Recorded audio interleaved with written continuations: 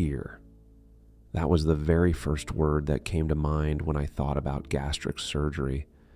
And not just a little fear, deep fear. The kind that sits in your stomach and won't leave.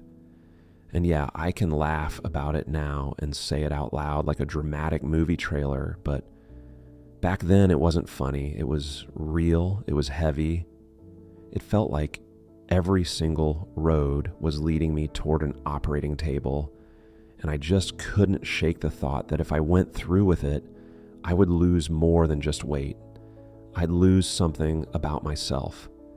And let me be clear right away, I have family members and friends who have gone through gastric sleeve or gastric bypass.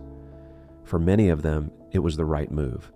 It saved their lives, it gave them hope, it gave them back years they might not have had otherwise.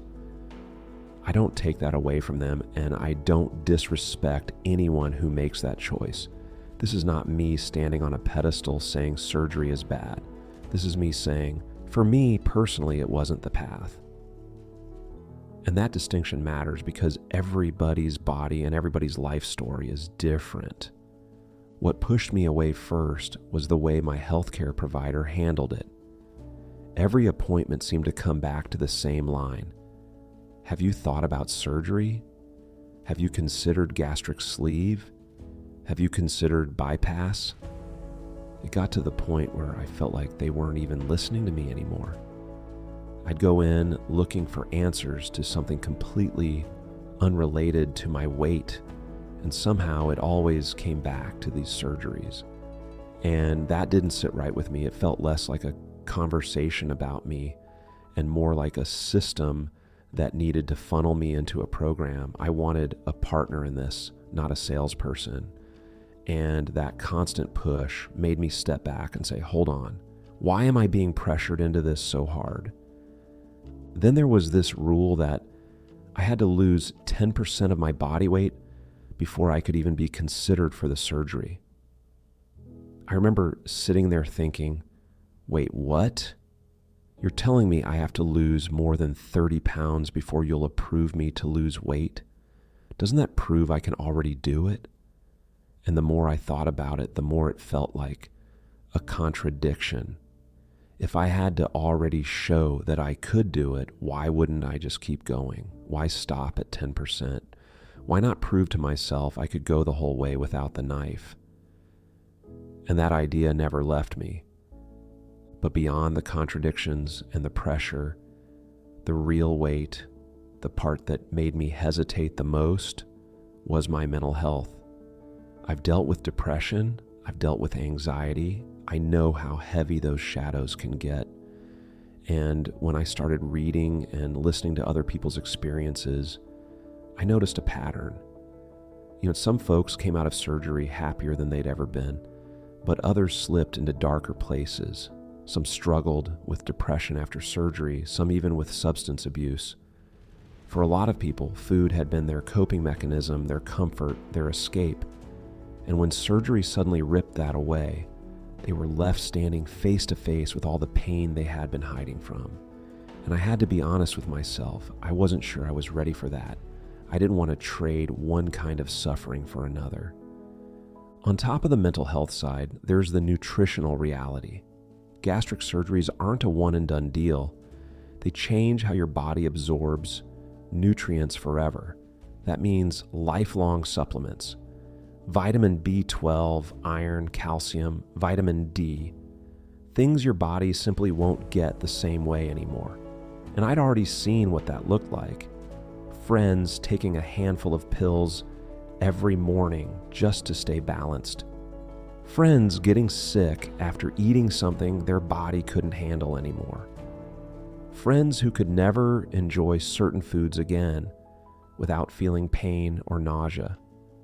And I thought about my own relationship with food. Food has always been a part of my family's culture. It's how we gather, how we celebrate, how we show love. The thought of sitting at a holiday table and worrying that one bite might make me ill, that didn't feel like freedom to me. It felt like another kind of prison. And then you start digging into all the other side effects that don't always get talked about up front. Dumping syndrome, where food rushes through your body so fast, it leaves you dizzy, nauseous, running to the bathroom. Malabsorption issues that leave you weak or fatigued. Rapid weight loss that leads to gallstones. Loose skin, sometimes so much that it requires yet another surgery to remove. And that's not even mentioning the risks of the surgery itself. Infections, leaks, blood clots, reoperations. I kept asking myself, am I ready to sign up for all of that? Am I ready to take that gamble when I haven't given myself a real chance to do this on my own? And the answer was no. Cost was another wall I couldn't ignore. These operations are expensive. Even with insurance, you're looking at hospital bills, co-pays, supplements, follow-up labs, extra procedures. And it's not just a one-time expense. It's a lifelong financial commitment to maintaining what the surgery did. I already had enough weight on me. I didn't need financial weight dragging me down too. But maybe the biggest piece for me was identity. I saw people around me lose 100 pounds, 200 pounds, and still feel like the same person inside. They thought losing the weight would solve everything, but it didn't fix their self-image. It didn't fix the years of hurt or the mental scars of living life in a bigger body. And I realized if I went through with surgery, yes, my body might change, but the work I needed to do inside myself wouldn't magically disappear.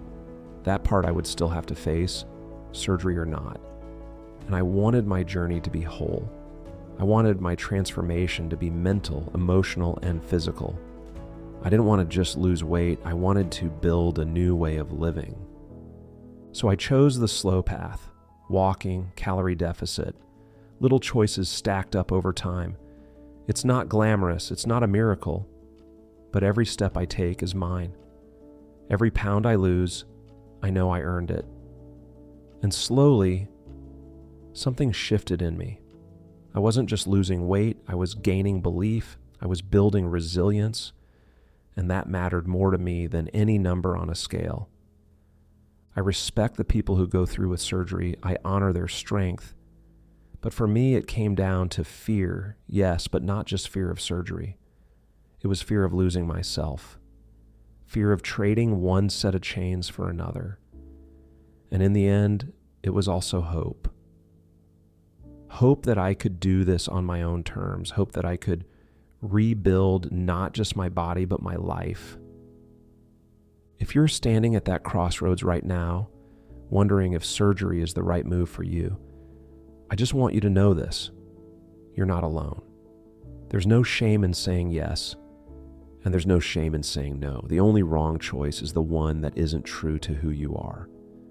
And if you're on this path with me, choosing the slower way, the harder way, I promise you, you're not weak. You're not less than. You are building something powerful that no one can take away from you. If this spoke to you, hit the like button so more people can find it. And if you want to walk this journey together, the pain, the setbacks, the small wins, the big breakthroughs, make sure to subscribe. We're in this fight together, one step at a time, and I promise you, no matter how slow it feels, every step forward is worth it.